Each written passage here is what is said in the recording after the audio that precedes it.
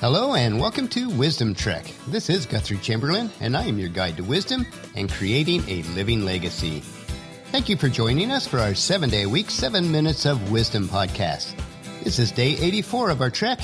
Yesterday and today we are stopping by 10 clearings on our trail and studying the practical applications for our lives in order to gain the wisdom and incorporate the discernment needed to know when to speak and when not to. To let you in on a little secret though, when it comes to talking, less is more. When it is necessary to speak, what you say and how you say it are also very important. We are recording our podcast from our studio in the big house in Marietta, Ohio. We had a very pleasant trip driving up today. The weather was nice and the traffic was not too heavy. As I'm creating this journal for this podcast, Paula is driving, which allows me to take advantage of the time when we are in the car. We will switch off about the halfway point so that I can drive the rest of the way. We met Paula's sister Lois on our way up, and Mom Jarvis will be spending a couple weeks with her. Paula and I have several day trips planned for this next week, as it is our 36th wedding anniversary week. We are looking forward to a little time away from our usual workload and routine to enjoy some focused time together. Yesterday on our trek, we came to an understanding of just how difficult it is to control our tongue. As mentioned in James chapter 3, verses 7 and 8, all kinds of animals, birds, reptiles, and sea creatures are being tamed and have been tamed by mankind. But no human being can tame the tongue. It is a restless evil full of deadly poison. Now it has been over 2,000 years since this was written, and we still have not come up with an effective way to tame our tongue. As part of our trek, we are focusing on the 10 waypoints or clearings along our way that will at least help us to minimize a potential negative impact that our tongue may have on us. Unless you're a ventriloquist, it all boils down to the fact that we need to think before opening our mouth to speak. We will continue now with clearing number 3 today, and for each of these points we need to know to say, keep your mouth shut when. Clearing number 3, when you want to gossip. When you want to say something negative about somebody behind their backs, don't. Just don't. There is almost never a good reason to do this. It makes you look petty, childish, and mean-spirited. It might get back to the person you're slandering. Never gossip. And if somebody does something truly terrible that will significantly harm someone or an organization, you might need to discuss it. If you are in an appropriate position, discuss it with the person privately. And if it is unresolved, then discuss it with the appropriate persons that need to know and decide what course of action to take. But this last option is actually very rare. Clearing number 4, when the details of your plan or deal are not complete yet. Look to the old adage, never count your chickens before they've hatched, or a bird in the hand is worth 2 in the bush. If you are making plans for some big activity or making a deal of some kind, never announce it until the crucial details are worked out or the paperwork is completed. Otherwise, you'll feel embarrassed and stupid if things fall through. Clearing number 5, when you're mad or upset at a person or situation. When someone annoys you, don't respond right away, as you are likely to blow up and say something that you'll soon regret. A word spoken cannot be unspoken. Even if you apologize, people will not forget. You are weak when you're angry. Don't act in a moment of weakness. Even if they are wrong and you are right, you won't come out of it looking good. Clearing number 6, when you've had too much to drink. While I do not drink alcohol myself, I know that most people do. It's really hard to keep your mouth shut when you're drunk. Even small amounts of alcohol lowers our inhibitions, and you're far more likely to say something inappropriate when you've had a little bit too much to drink.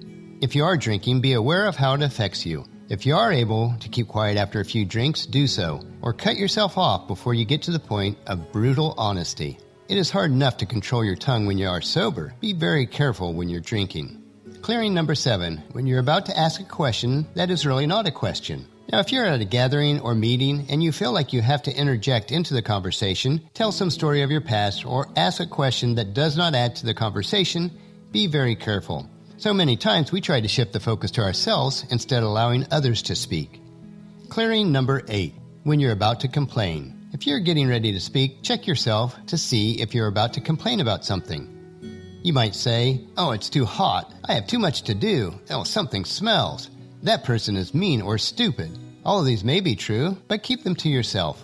Nobody likes a whiner. If you must speak, look for only positive things to speak about.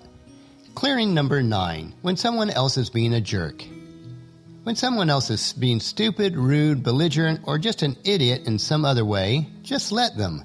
Don't call them out, get mad, insult, or embarrass them. First, they could be just having a really bad day and you just don't know what's bothering them.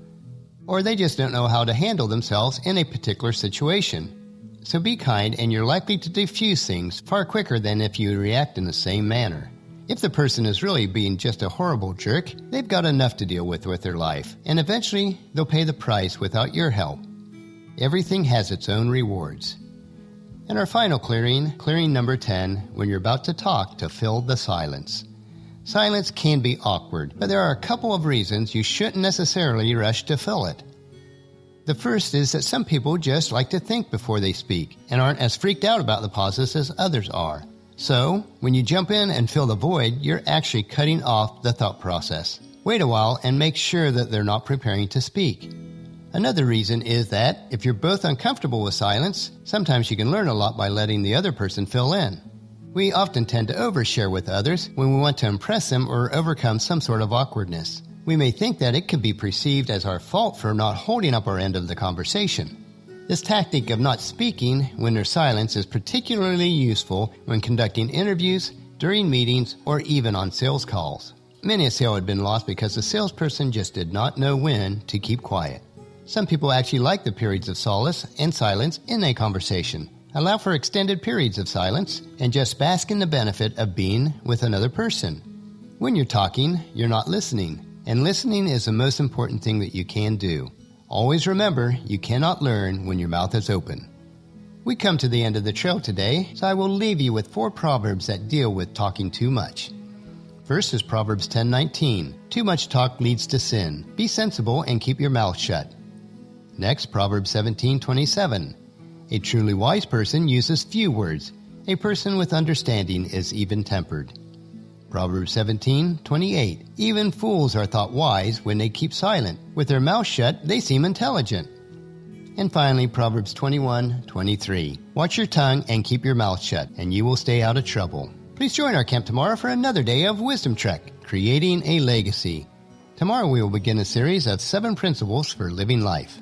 Well, that will finish our podcast for today. If you've missed any of the previous podcasts, please check out Wisdom Trek on iTunes, Stitcher, SoundCloud, Spreaker, YouTube, or at wisdom-trek.com.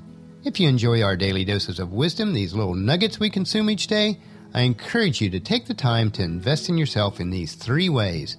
Invest with your time in improving Wisdom Trek by leaving your name, email address, and a comment on our website so that we can provide you with the wisdom and insights that best fit your needs. Number 2, invest in yourself by listening to your 7 minutes of wisdom through the Wisdom Trek podcast each day. And the best way to do this is to subscribe at iTunes or Stitcher and have it downloaded to you automatically. And third, invest in the lives of others by sharing with your family and friends, in person or online, to journey with us on our Wisdom Trek. And if you haven't done so already, please leave us a rating at iTunes or Stitcher so that we'll gain more exposure for others to join us on our Wisdom Trek. The journal for this podcast can be found at wisdom-trek.com, where we also have pictures, tweetable quotes, wisdom nuggets, and free resources. Thank you for allowing me to be your guide, mentor, but most importantly, your friend, as I serve you through the Wisdom Trek podcast and journal each day. As we take this trek together, let us always live abundantly or fully, love unconditionally, listen intentionally, learn continuously, lend to others generously, lead with integrity, and leave a living legacy each day. This is Guthrie Chamberlain reminding you to keep moving forward, enjoy your journey, and to create a great day every day. See you tomorrow.